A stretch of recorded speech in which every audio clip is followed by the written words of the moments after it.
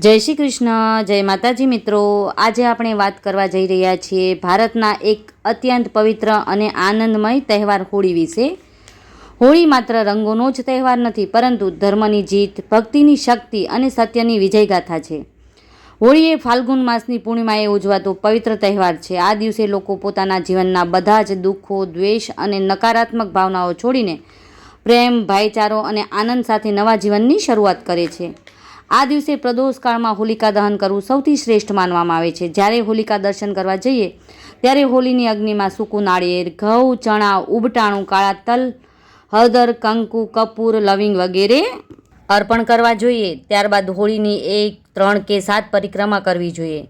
પરિક્રમા કરતાં કરતાં હોળીની ચારેય બાજુ શુદ્ધ જળ અર્પણ કરતા જવું અને મનમાં જય વિષ્ણુ ભગવાન કે જય નૃસિંહ ભગવાનનું સ્મરણ કરતા જવું, અથવા તો ઓમ નમો ભગવતે નરસિંહાય મંત્રનો જાપ કરતા જવું જોઈએ।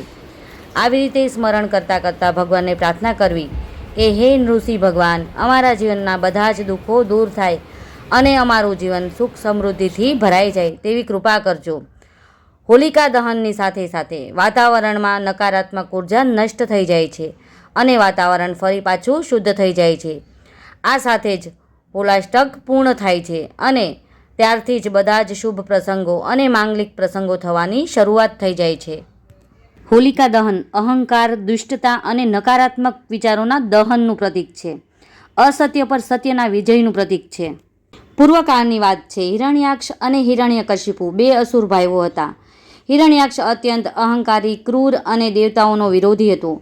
તેણે પોતાની શક્તિના અહંકારમાં આવીને સમગ્ર સૃષ્ટિને તબાહ કરવાનું શરૂ કર્યું। અહંકારમાં ને અહંકારમાં તેણે દેવતાઓ પર અત્યાચારો કર્યા, અનેક યજ્ઞો તબાહ કર્યા, બ્રાહ્મણો તથા ઋષિમુનિઓને સતાવ્યા। સૌથી મોટું પાપ તો એ કર્યું કે તેણે પૃથ્વી માતાને સમુદ્રના અતળ તળિયે છુપાવી દીધી। આથી સમગ્ર સૃષ્ટિમાં હાહાકાર મચી ગયો। ત્યારે દેવતાઓએ ભગવાન વિષ્ણુને પ્રાર્થના કરી અને ભગવાન વિષ્ણુએ વરાહ અવતાર ધારણ કર્યો। વરાહ અવતારમાં ભગવાન અર્ધમાનવ અને અર્ધસુવર સ્વરૂપે પ્રગટ થયા। ભગવાન વરાહ અને હિરણ્યાક્ષ વચ્ચે ભયંકર યુદ્ધ થયું, જે લાંબા સમય સુધી ચાલ્યું અને ભગવાને પોતાના ગદા પ્રહારથી હિરણ્યાક્ષનો સંહાર કર્યો અને સમુદ્રના તળિયે જઈ પોતાના દાંત વડે પૃથ્વી માતાને બહાર કાઢી તેના સ્થાન પર સ્થાપિત કર્યા। ત્યારથી જ હિરણ્યકશિપુને ભગવાન વિષ્ણુ પ્રત્યે અસીમ દ્વેષ ભરાઈ ગયો। તેણે બ્રહ્માજીની કઠોર તપસ્યા કરી। તપસ્યાથી પ્રસન્ન થઈ બ્રહ્માજી પ્રગટ થયા અને વરદાન માંગવા કહ્યું। ત્યારે હિરણ્યકશિપુએ અમરતાનું વરદાન માંગ્યું। ત્યારે બ્રહ્માજીએ કહ્યું, કોઈ પણ જીવનું અમર રહેવું શક્ય નથી, એટલે એવું વરદાન હું ન આપી શકું। ત્યારે હિરણ્યકશિપુએ ચતુરાઈથી વરદાન માંગ્યું કે મને કોઈ મનુષ્ય કે પશુ ન મારી શકે, કે ન હું દિવસે મરું કે ન હું રાત્રે મરું, ન ઘરની અંદર કે ન ઘરની બહાર, ન શસ્ત્રથી કોઈ મને મારી શકે કે ન અસ્ત્રથી કોઈ મને મારી શકે। બ્રહ્માજીએ તથાસ્તુ કહી વરદાન આપી દીધું। વરદાન મળવાની સાથે જ હિરણ્યકશિપુ પોતાને અજેય માનવા લાગ્યો। તેનામાં અહંકાર વધી ગયો। તેણે સ્વર્ગ પર કબજો કરી લીધો અને દેવતાઓને કાઢી મૂક્યા। સમગ્ર જગતમાં પોતાને ભગવાન તરીકે પૂજવાનું ફરમાન જાહેર કરી દીધું। જે કોઈ ભગવાનની પૂજા કરતું કે ભગવાનનું નામ લેતું તો તેને સખ્ત સજા આપવામાં આવતી। આપણે સૌ જાણીએ છીએ કે હિરણ્યકશિપુને એક પુત્ર હતો, પ્રહલાદ। આશ્ચર્યની વાત તો એ હતી કે પ્રહલાદ બાળપણથી જ ભગવાન વિષ્ણુનો પરમ ભક્ત હતો। આપણને વિચાર આવે ને કે જ્યાં આખા રાજ્યમાં ભગવાનનું નામ ન લેવાતું હોય, ઘરમાં પણ આસુરી શક્તિનું જ રાજ ચાલતું હોય, ત્યાં ક્યારેય કોઈ શિસ્ત કે સત્યતાનું જ્ઞાન ન અપાતું હોય, જ્યાંનો રાજા ખુદ આટલો બધો ક્રૂર અને દુરાચારી હોય, તો તેનો જ પુત્ર આટલો ભક્તિવાન કેવી રીતે હોઈ શકે? બન્યું એવું કે જ્યારે હિરણ્યકશિપુની પત્ની કયાધુ ગર્ભવતી હતા, ત્યારે નારદ મુનિ પાસેથી ભગવાન વિષ્ણુના ગુણગાન સાંભળ્યા હતા, જે પ્રહલાદના સંસ્કારમાં આવી ગયા। જ્યારે ગુરુકુળમાં શિક્ષકો પ્રહલાદને પૂછતા કે તને શું સૌથી વધુ પ્રિય છે, ત્યારે પ્રહલાદ કહેતો, મને ભગવાન વિષ્ણુની ભક્તિ સૌથી વધુ પ્રિય છે। આ વાત હિરણ્યકશિપુને ખબર પડી ગઈ। ત્યારે તે અત્યંત ક્રોધિત થયો। પોતાનો જ પુત્ર તેના સૌથી મોટા દુશ્મનની ભક્તિ કરે છે તે સાંભળીને તેઓ સમસમી ગયા। તેણે પ્રહલાદને ખૂબ સમજાવવાની કોશિશ કરી કે આ સૃષ્ટિનો કરતા હરતા ભગવાન હું જ છું, બધાની જેમ તારે પણ મને જ ભગવાન માનવાનો છે। તો પણ પ્રહલાદ અડગ રહ્યો। તેના મુખમાં નિરંતર ભગવાન વિષ્ણુનું સ્મરણ ચાલુ જ રહેતું। પ્રહલાદને ભગવાન વિષ્ણુની ભક્તિ કરતા રોકવા હિરણ્યકશિપુએ પોતાના જ પુત્ર પર અનેક હિંસક અત્યાચાર કર્યા। નાના એવા પ્રહલાદને પહાડ પરથી ફેંકવામાં આવ્યો ને ત્યારે પણ તે જેમ ફૂલનો દડો નીચે પડે ને તેવી જ રીતે નીચે પડ્યો. તેને એક પણ ખરોચ ન આવી. જ્યારે તેને સાપથી ભરેલા ખાડામાં નાખવામાં આવ્યું ને ત્યારે પણ સાપોએ તેને કોઈ પણ ઈજા ન પહોંચાડી. જ્યારે તેને ઝેર પીવડાવવામાં આવ્યું ને ત્યારે પણ તે ઝેર ભગવાનનું ચરણામૃત બની ગયું.